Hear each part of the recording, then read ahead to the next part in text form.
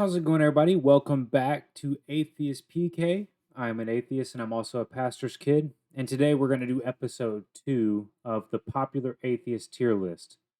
And I am uniquely qualified to make this list as an atheist myself, but also having been a pastor's kid. I believe that I can assess the power level of the most popular atheists to determine who reigns supreme. So, what we're going to do, we have a number of criteria that we're going to rate the atheist by, and then we will be assigning their skill points in key areas, and then at the end, we will be putting them in the appropriate place on the popular atheist tier list. So, before we begin, consider subscribing. This is going to be a series. Each episode, we're going to focus on one atheist, and then I will release more episodes where we continue down the path and rate more atheists. Today, we're going to be covering Matt Dillahunty.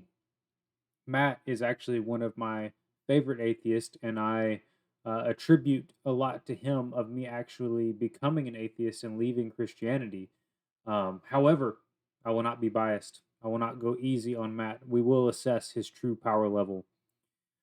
So, starting off on the atheist skill points ranking is popularity.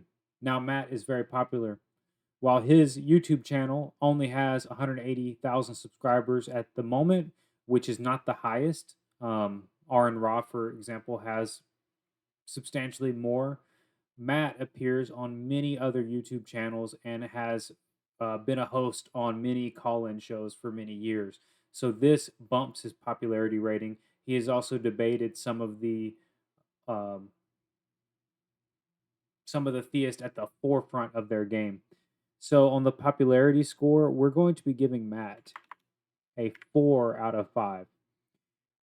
He doesn't get a perfect score because he does not appear in any sort of popular media. If you're not into the YouTube scene, you may not know who Matt is. He may not have reach outside of YouTube. Um, so we're going to give him a 4 out of 5 on the popularity score. So the second category is likability. So I actually find Matt very likable. He can come off as kind of abrasive. However, if you watch his actual personal YouTube channel and many of the other channels, he's actually pretty calm and fairly reasonable. I think he only hypes up the abrasiveness when necessary. So overall, he does get dinged a little bit for his first impressions. However, when you get to know him, he's pretty likable. We're going to give Matt a 3.5 out of 5 on the likability skill. All right, and the next category is aggressiveness. Matt is going to get a perfect score of 5 out of 5 here. Matt can be very aggressive when necessary. I think his aggressiveness is in a good way, and usually he only applies the aggressiveness in areas where he knows he actually has the right to apply the aggressiveness. For example, if he's in a debate, he will give the other person time to speak. However, if he's on a call-in show where it's his show, he will cut somebody off before they can go too long on a tangent. So perfect score, 5 out of 5. Next category, we have his Bible knowledge. And Matt will actually score pretty high here. While he's not a scholar, and I wouldn't say that he is the ultimate, he's not going to get a perfect score here. He is very high. He studied to become a minister himself, and he does frequently discuss the Bible on his call-in show, and he even pulls his Bible out sometimes. He does his own YouTube channel where he goes through series discussing stories and themes in the Bible. So Matt is going to rank high, but not perfect. We are going to give Matt a 3.5 out of 5 on Bible knowledge. Much better than average, but not perfect, not a scholar. The next field is science knowledge, and this is very useful in a lot of areas when debating theist. Matt is not himself a scientist, and his background, I believe he does have some computer background of some form. I think he has mentioned that he did some sort of like quality assurance testing or something like that. And he's been confronted with a lot of science questions on his various call-in shows, and he always holds his own. However, he is not himself a scientist, so he's going to rank honestly about average in the score, and we're going to give him a 2.5 out of 5. Um, he knows his stuff, but that's not really his area of expertise, and so he's going to go right in the middle there.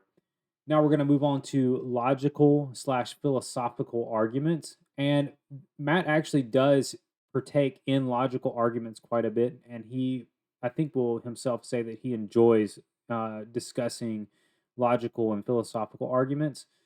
And he has made several videos about this. He's debated uh, philosophers, and there's no issues there. Matt is going to rank pretty high on this score. While he's not a philosopher himself, he doesn't have a degree in philosophy or theology, anything like that. He is very familiar with those things. So we're going to give Matt a 4 out of 5 on the score. He's much better than other people. The way that he presents logical arguments is very, very natural, and he ranks very high here. All right, so we have the speaking and debate abilities, and Matt is very good at this. He has a lot of experience at it. He has debated many people. He has appeared on many call-in shows. He's talked to people live. He's given presentations. He does YouTube channels. Matt is going to get a perfect 5 out of 5 here. He is very experienced. He's very good at it. He knows how to debate. He knows formal debate procedures. He knows how to not get run over in debate. Perfect score, 5 out of 5. And in our last category, credential slash clout. So Matt himself does not hold any degrees, which does count against this in the credentials area. However, he does make up for it in the clout area, given his years of experience and the fact that he was studying to become a minister himself. He knows religion. He knows a lot about theism and various forms. He's debated people, and over time, he has built up the clout, and that does make up for his credentials. So we're going to give Matt a little bit above average here at a 3.5 out of 5 for the years of service that he's done in atheism. However, he can't go any higher because of his lack of any, as far as I'm aware, any degree. So let's do a quick calculation and do a total point. So the perfect score would be a 40. So we have, in all categories combined, Matt gets a 31, which is very good. Not a perfect score. However, he's up in that top tier list.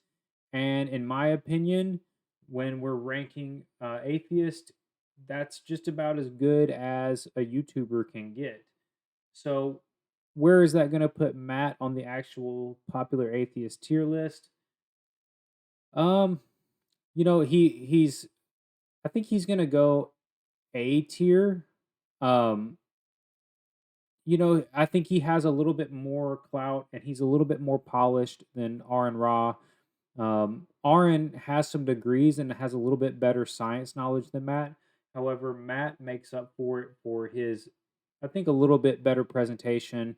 He's a better debater. He's a little bit more refined, and he's able to apply a little bit better formatting to his logical arguments, which is very useful for debating theists. I think that actually Matt kind of comes off like a pastor in a lot of ways. Like he kind of seems like your typical pastor from maybe a church that you might have grown up in.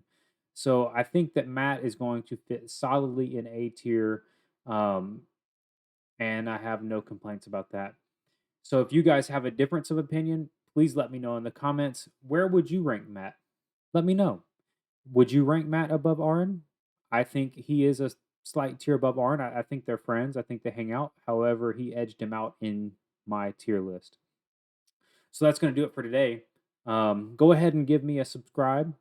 Throw me a like. I'm going to be continuing these.